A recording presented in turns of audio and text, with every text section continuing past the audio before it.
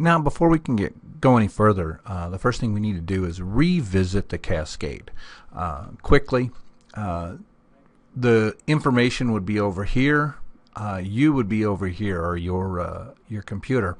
So the default is the properties that are applied by your browser if there are no other rules applied. Following that, with a little bit more power, let's say, is the external or attached style sheets. So they will override the default. Continuing down the cascade, there's the internal or embedded, which will override the external and the default, and then of course the inline, which will override the internal, external, and the default. So as your browser encounters new rules in the Cascade, it overwrites the previous one, or it overrules the previous ones unless certain conditions are in place. Well, the same thing happens within an individual style sheet.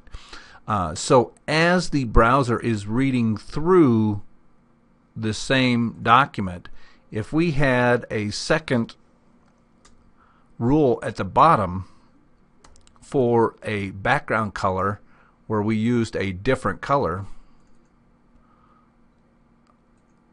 let's say that we went to red, then what happens is, and that's the wrapper, it will overrule the previous rule. So now when we come in here, if you could see the wrapper, and we can't because there is no content in it.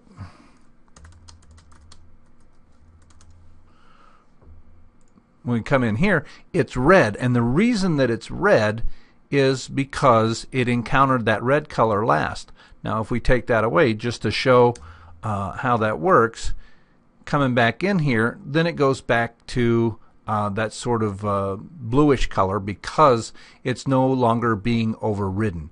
So that principle is an important one to understand, and because what we're going to do as we're designing for this responsive design, we want to design for the smallest architecture first, or the smallest viewport. It's a mobile first approach, so that as larger and larger devices access it, then they get new rules. And this is done to try and minimize the amount of extra bandwidth that has to go through to those smaller devices that are more likely to be using the cell phone grid, or those other networks that aren't as fast as you're more likely to see when you're using them.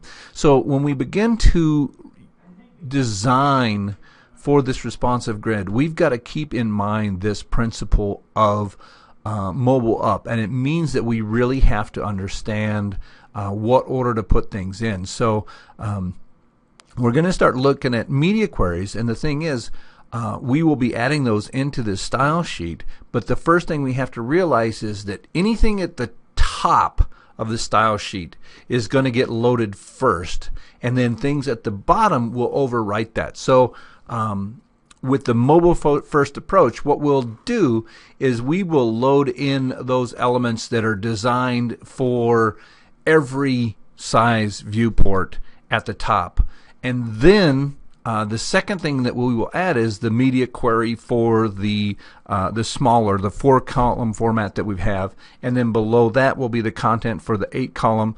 And then below that will be for the 12-column, because as it goes, it will override those rules that were written up above it in the same way that the wrapper color overrode the one at the top. So this is an important thing to get a grasp on right now, and it really affects the way that we do this, so that you don't put the large format at the front and the small format at the bottom, just because you have to look at the challenges of bandwidth.